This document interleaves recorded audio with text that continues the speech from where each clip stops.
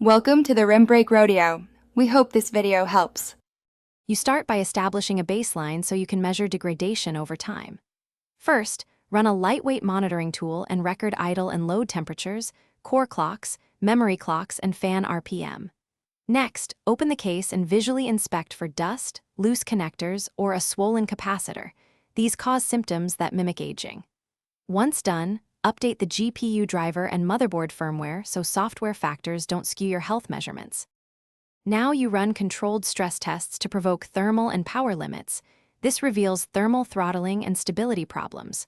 Start with 15 to 30 minutes of a benchmark while continuously logging temperature, clock speeds, power draw, and any driver resets. Pay attention to sudden drops in clock speeds or visual artifacts. Those indicate hardware instability or VRAM faults. After the run, compare average FPS and peak temperatures against your baseline to quantify performance loss and identify whether cooling or silicon wear. Finally, you interpret your data to decide next steps. If temperatures, clocks, and performance remain within expected ranges, the GPU is likely fine. If you see progressive temperature rises, frequent throttling, or artifacts, then the card shows aging or damage. Try practical fixes. Deep clean, reapply thermal paste, ensure fans spin freely, and test the card in another PC to isolate the issue.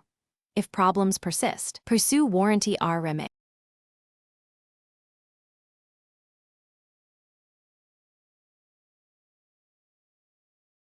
Thanks for watching. Consider subscribing if we helped you.